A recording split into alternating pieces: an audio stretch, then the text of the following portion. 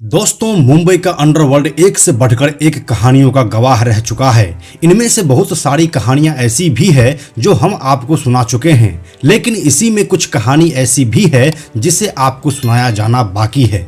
इसी सिलसिले में हम आपके लिए एक ऐसी कहानी लेकर आए हैं जिसे सुनकर आप भी एक बार को कहेंगे कि अरे, मुंबई अंडरवर्ल्ड में ऐसा भी होता था। जी हाँ, यह कहानी है दाऊद इब्राहिम और छोटा राजन की।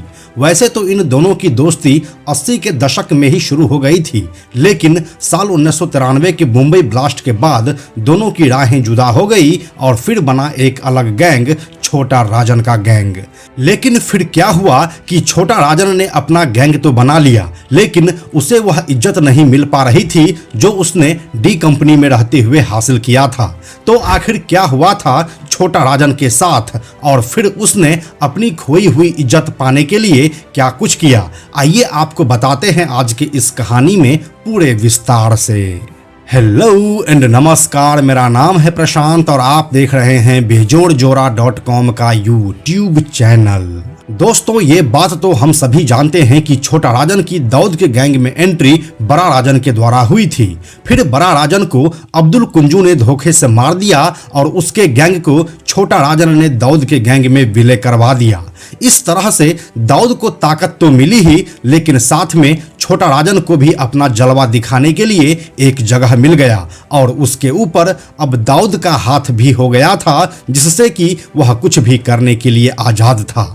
बीतते समय के साथ दाऊद का अपराध जब बढ़ता चला गया और मुंबई पुलिस जब उसके ऊपर शिकंजा कसने की तैयारी करने लगी, तो दाऊद दुबई भाग गया और यहाँ मुंबई में छोटा राजन उसका पूरा सिंडिकेट खड़ा करने में जुट गया। देखते ही देखते छोटा राजन ने डी कंपनी को एक कॉरपोरेट का रूप दे दिया और बकायदा अपने गुर्गों को सैलरी भी देने लगा। ये मुंबई अंडरवर्ल्ड का वो दौर था जब पूरा का पूरा शहर इसके कब्जे में आ चुका था। मुंबई के बड़े बिल्डर्स से लेकर बॉलीवुड के टॉप के तमाम कलाकार और निर्माता निर्देशक भी मुंबई के अंदर अब हर छोटा बड़ा काम अंडरवर्ल्ड की देखरेख में होने लगा और सब में उसकी हिस्सेदारी भी रहने लगी। अगर बिल्डिंग बनती तो उसके प्रॉफिट में उसका शेयर रहता और अगर फिल्म बनती तो उसके ओवरसीज राइट्स अंडरवर्ल्ड के पास रहते। कहने का मतलब यह हुआ कि पूरा का पूरा शहर अब अंडरवर्ल्ड ही चलाने लगा था और मुंबई पुलिस भी कुछ नहीं कर पा रही थी। लोग सिक्योरिटी के लिए अब मुंबई पुलिस नहीं बल्कि भाई लोगों की प्रोटेक्शन में रहने लगा था। मुंबई के बड़े लोगों की पहचान इससे नहीं होती थी कि वह काम क्या कर रहा है, बल्कि उसकी पहचान इस चीज से होने लगी कि उसके ऊपर किस भाई का हाथ है। इसी सिलसिले में तमाम गैंग वॉर भी देखने को मिले, जिसमें डी कंपनी हमेशा ही बाजी मारी और मैदान का सबसे बड़ा खिलाड़ी बना रहा। हालांकि इस दौरान गबली गैंग और नाइक गैंग भी एक्टिव रहा, लेकिन डी कंपनी की बात ही अलग थी और डी कंपनी के इस रुतबे का पूरा क्रेडिट सिर्फ और सिर्फ छोटा राजन को ही जाता था। इस समय में राजन की सो कॉल्ड इज्जत आसमान छू रही थी, लेकिन फिर वह समय भी आया जब ये सब खत्म होने वाला था। धीरे धीरे अब 80 का दशक खत्म होता है और 90 के दशक की शुरुआत होती है। छोटा राजन के इस बढ़ते कद से जिसको सबसे ज्यादा परेशानी हुई वो था छोटा शकील। अब छोटा शकील और छोटा राजन में पावर को लेकर अंदर ही अंदर एक जंग की शुरुआत होती है, जिसका अंजाम हमें देखने को मिलता है जे हॉस्पिटल शूट आउट के रूप में। इस घटना के बाद राजन एक हारे हुए खिलाड़ी की तरह अलग थलग पड़ जाता है और छोटा शकील अब डी कंपनी में नंबर 2 की कुर्सी के सबसे ज्यादा करीब आ जाता है। इस घटना के कुछ ही दिन बाद साल 1993 में मुंबई ब्लास्ट होता है, जिसके बाद दाऊद और राजन की राहें जुदा हो जाती है।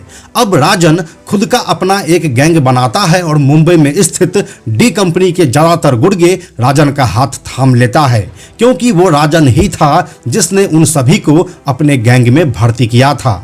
अब राजन अपना खुद का गैंग तो बना चुका था, लेकिन लोगों के दिमाग में अभी भी दाऊद ही बसा हुआ था। इसीलिए इस खबर के बाहर आते ही कि राजन अब दाऊद से अलग हो चुका है, लोगों ने उसकी इज्जत करनी बंद कर दी और एक्सटॉर्शन की जो रकम राजन को मिलनी चाहिए थी वह उसे नहीं मिलकर दाऊद के पास जाने लगा। जिसके बाद राजन ने अपने गैंग में हेमंत पुजारी और डीके राव जैसे शूटर्स को काम पर लगा दिया, जिसके बाद और ज्यादा गैंग वॉर शुरू हुआ। जहां एक तरफ राजन अपनी इज्जत वापस पाने में जुटा हुआ था, वहीं दूसरी ओर छोटा शकील उसके मौत का प्यासा बन चुका था। इसी सिलसिले में राजन के ऊपर कई जानलेवा हमले हुए, जिसमें सबसे ज्यादा मशहूर वो अटैक रहा जो उसके ऊपर बैंकॉक में किया गया था और इसी हमले में राजन का सबसे खास साथी रोहित वर्मा मारा गया था। खैर, कई कोशिशों के बाद भी राजन को वह इज्जत कभी नहीं मिली जो उसे दाऊद के साथ रहकर मिली थी और इसके बाद से लगातार एक भगोड़े की जिंदगी वह जीने लगा। फिर फाइनली साल 2015 में इंडोनेशिया के बाली से उसे गिरफ्तार किया गया और भारत लाया गया। उसके बाद से ही वह दिल्ली के तिहाड़ जेल में बंद है। उसे उम्र कैद की सजा मिली हुई है और वह अभी जेल के हाई सिक्योरिटी वार्ड में अपनी बाकी की सजा को काट रहा है। कोरोना के समय में उसकी मौत की अफवाह भी उड़ी थी, लेकिन वो सब बस एक अफवाह बनकर ही रह गया। जब तक राजन जिंदा है उसका बाहर आना लगभग नामुमकिन ही है, इसलिए वह जेल में बंद होकर ही अपनी आखिरी दिनों का इंतजार कर रहा है। तो यही थी मुंबई अंडरवर्ल्ड की एक और दिलचस्प कहानी। यह पूरी कहानी आपको कैसी लगी हमें कमेंट सेक्शन में लिखकर जरूर बताइए। हम जल्दी मिलते हैं आपसे एक और नए कहानी के साथ। यह वीडियो अगर आपको पसंद आया तो इसे लाइक और शेयर जरूर करें। आने वाले वीडियोस के लिए बेजोड़ जोड़ा को सब्सक्राइब करके बेल आइकन को टच करना ना भूलें। Thank you so much.